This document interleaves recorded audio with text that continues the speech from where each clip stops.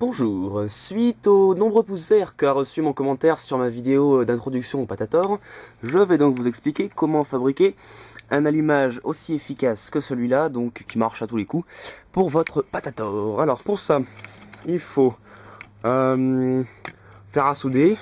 Vu la gueule qu'il a le mien, bon, ça veut dire qu'on peut se débrouiller avec n'importe quoi. Pistolet à colle éventuellement, petite pince pour se démerder un peu plus facilement. Oh, ça rime. De la gaine thermorétractable. Surtout, c'est un peu l'essentiel, un appareil photo jetable avec flash, ça marche mieux. Des clips à piles, là, des coupleurs de piles. Alors soit un avec des fils intégrés, soit un avec un truc pour les batteries de 9 volts là. Voilà, avec deux piles. Du fil classique. Du fil un petit peu plus gros pour faire le câblage pour les électrodes. Un interrupteur si vous voulez simplement, si vous voulez pas de sécurité, et si vous voulez mettre une sécurité comme j'ai sur le mien, donc devoir enclencher la sécurité et après appuyer sur le bouton, eh ben, un deuxième interrupteur, et puis deux clous de longueur égale à peu près à la moitié du diamètre de votre chambre à combustion, et le merdier habituel, hein, et puis éventuellement un multimètre et de la bouffe, mais bon, ça c'est pas essentiel. Alors avant tout, on va faire un petit schéma digne d'un gamin de 4 ans pour voir comment fonctionne en gros, hein, en très très gros même, comment fonctionne un circuit d'appareil photo jetable. Donc si vous voulez, vous avez votre gentille petite pile qui est reliée, on va dire, au circuit lui-même. Ensuite, vous avez un contact qui va amener ce gentil courant dans le système de charge. Ce contact, c'est le truc que vous actionnez quand sur votre appareil photo jetable, vous faites ça là, tac, juste ça. Cette merdouille, ça va mettre en charge donc un condensateur à 330 volts généralement avec une capacité de entre 80 et 120 microfarads. Ensuite, ce condensateur, une fois qu'il est chargé, vous allez le décharger donc avec un bouton poussoir. En gros, hein, dans une bobine, laquelle est reliée comme ceci. Donc là, attention, ceci est un tube flash. Voilà, si vous voulez, les bornes de votre condensateur sont reliées directement là, tac, au tube. Et la sortie de la bobine donc va donner l'impulsion pour faire l'arc entre les deux. Donc on va passer de ça, on va passer de ce circuit là. Bien sûr, j'ai pas de feutre de couleur. Oui, j'ai trouvé un feutre rouge. Bon, un truc qui va être assez emmerdant, c'est cet interrupteur là. Enfin, ce bouton poussoir, parce que en fait, sur certains appareils photo jetables, le système de charge n'est fait que quand le contact reste appuyé. C'est-à-dire que là, c'est un interrupteur, donc tant que le contact est fait entre ces deux bornes-là, le condensateur va se mettre en charge. Mais sur certains autres appareils photo, vous avez juste à appuyer sur un bouton, le truc va se mettre en charge tout seul et il va se charger pendant 30 ans et ça bouffe la pile à mort. Donc ça va être assez emmerdant parce que quand vous allez, si vous remplacez ce bouton poussoir là par un interrupteur pour mettre en charge, ce qui va se passer c'est que même si l'interrupteur vous le redescendez, une fois sur deux, si vous n'avez pas de bol et que vous êtes tombé sur un circuit flash à bouton, bah il va continuer à se charger. Donc étant donné que ça bouffe entre 2 et 3 ampères au début de la charge, un circuit flash, vos piles elles vont vite faire... donc ce qu'on va faire en fait, on va passer de ce circuit là à un tout autre truc. Et bien sûr, le feutre il veut plus marcher. Donc, on va en fait mettre un interrupteur à cet endroit-là, de façon à ce que ce soit l'entrée de courant qui est réglée. L'entrée de courant dans le circuit.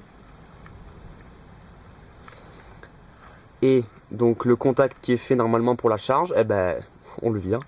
C'est-à-dire on va juste faire une soudure entre les deux bornes qu'il faut relier pour faire la charge. Donc là au moins vous êtes sûr que quand votre interrupteur va être fermé, ça va faire la charge et quand il est ouvert, bah, ça annulera la charge. Bon, charge, hein, vous avez compris. Et ensuite, qu'est-ce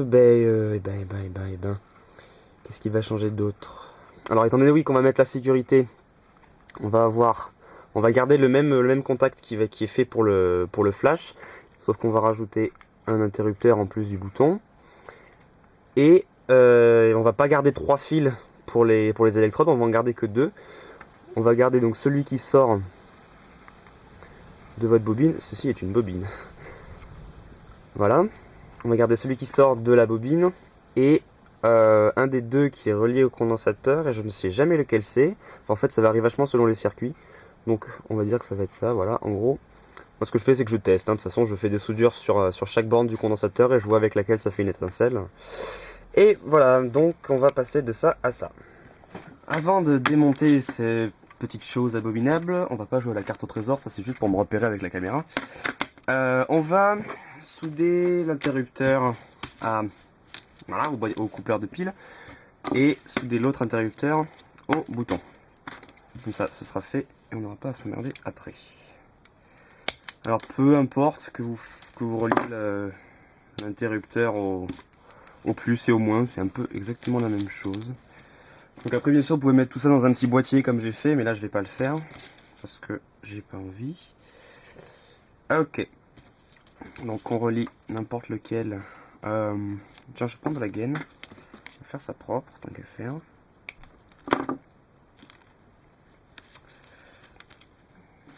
Il est où?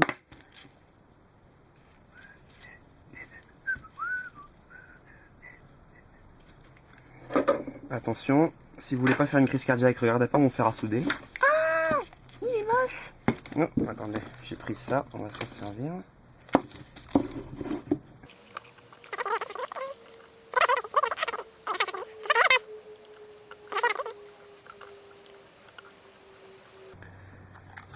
Et voilà comment on peut passer 30 ans à faire une putain de soudure, parce qu'on a un fer à souder de merde, qui ne chauffe absolument pas. Ok. Donc ça c'est bon. On met de côté et on va passer à ça. Bien sûr, vous pouvez prendre un interrupteur un peu plus gros, c'est même conseillé. Plus il peut passer d'intensité à travers, mieux c'est. Du fil, on va prendre un bout de fil marron.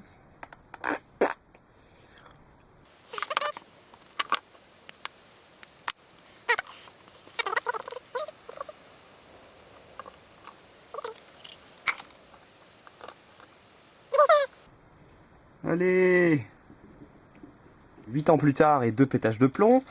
Voilà, on a enfin réussi à souder ça, donc on a l'interrupteur en série avec le bouton. Maintenant, on va passer au truc le plus rigolo, le démontage de l'appareil photo. J'ai pas de quoi le démonter. Non, il va pas s'ouvrir. Oh, tournevis.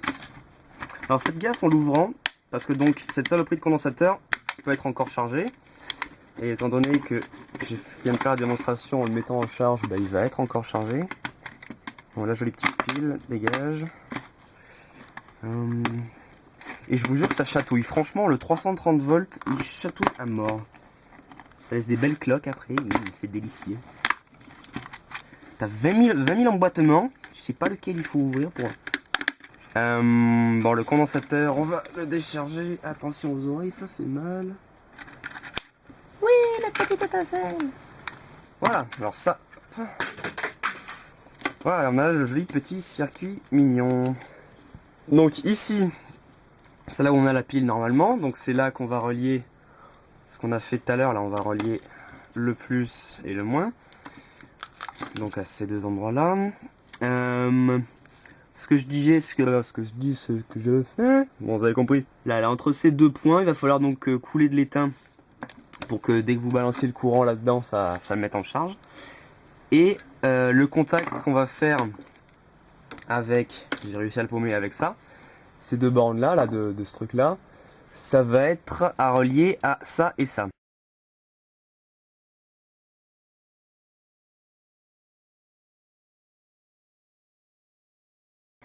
Donc on fait notre jolie petite soudure entre le machin métallique et les deux petites bornes qui va relier. Au moins tout est relié, on en est sûr, comme ça. Voilà. Et on va tester, étant donné que je me rappelle jamais si ça c'est le plus ou ça c'est le moins et que ça change tout le temps en fonction des circuits. Voilà, ok, ça a fait un joli petit sifflement.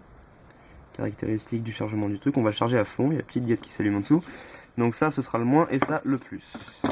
Flash. Voilà, dégage. Bon, alors maintenant donc on va relier ça. Ici c'est bien parce qu'on peut faire ça propre, on peut le passer à travers le circuit. On va relier le moins donc là.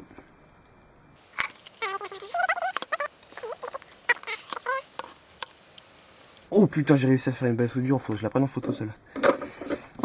Et donc la deuxième, là où il y a le plus. Alors oui, j'ai oublié de le dire, je mets 2 piles. Vous allez me dire ça fonctionne avec 1,5 volts à la base, oui. Mais je mets 2 piles parce qu'avec 3 volts ça marche. Donc ça crame pas le circuit, bien sûr. Si vous lui envoyez du 9 volts, je pense qu'il va danser la Macarena, votre circuit. Donc 2 piles ça marche.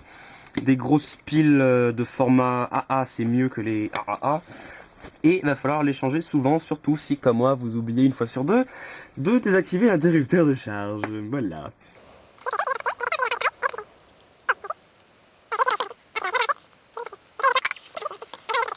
Donc là on a notre système de charge qui est fait. Alors toujours faire des vérifications, c'est-à-dire que même si on l'a déjà testé avant et qu'on sait que ça marche, on fait une vérification. Donc on éteint l'interrupteur, là c'est bon, on appuie et ça se met en charge. Parce que quand vous allez avoir un problème à la fin et que vous allez devoir tout redémonter pour savoir d'où vient la panne, je vous jure que ça va pas vous plaire. Aïe. Donc il vaut mieux tester au fur et à mesure, comme ça si on a un truc qui fonctionne pas, au moins on sait ce que c'est. Alors maintenant on va passer à la soudure du système de déclenchement. Donc les soudures comme j'ai dit sur ces 2 petits machins. Ah oui, au passage j'ai retiré le flash.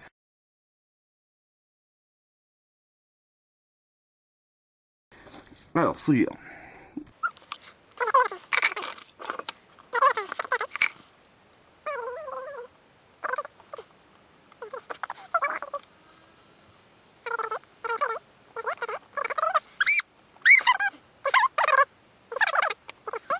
Ça y est, le champagne. Oui, les confettis, on a réussi à faire une soudure.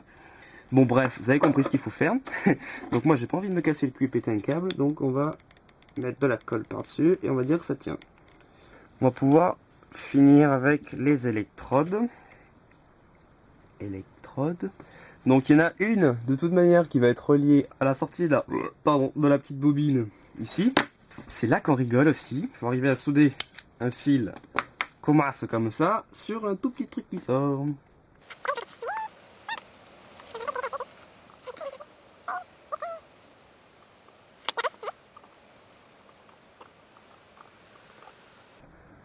Ok, et immédiatement après la soudure, colle. Parce que ça, si ça casse, votre truc il est foutu.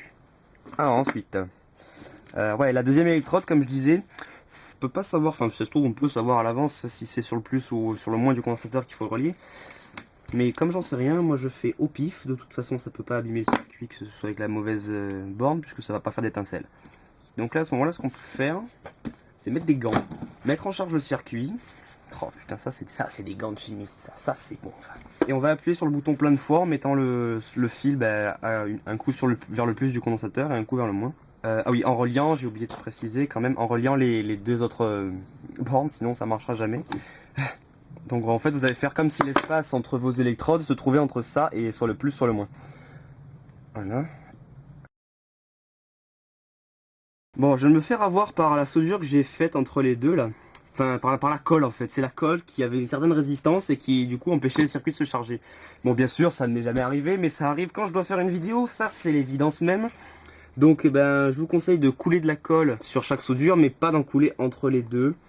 Puisqu'apparemment, ça pose problème. C'est de la merde cette vidéo, sans déconner. C'est une catastrophe.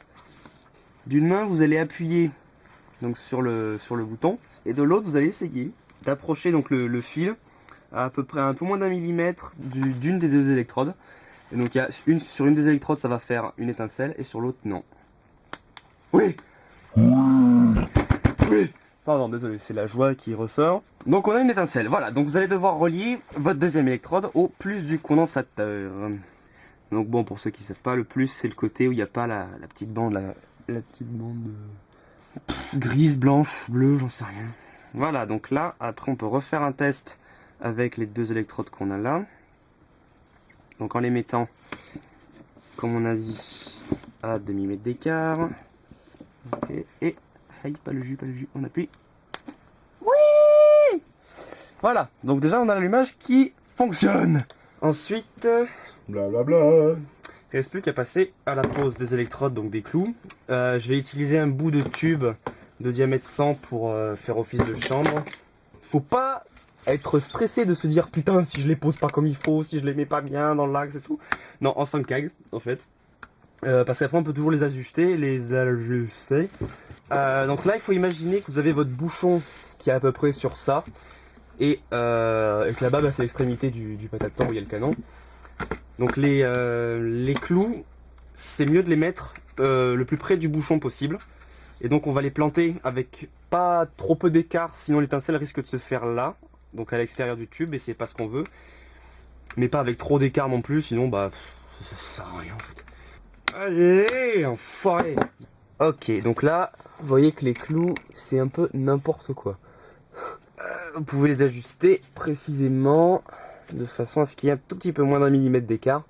Donc petit à petit avec le temps ils vont commencer à se rouiller, leur emplacement va faire que bouger, enfin ça va être atroce. Donc il faudra sans cesse les replacer, mais au moins c'est efficace. Ça bien sûr ça va se relier aux électrodes qui sont là. Donc on en dénude un petit peu plus et on va entortiller ça sous le clou avant de l'enfoncer. Et bien sûr comme un abruti je les ai déjà enfoncés.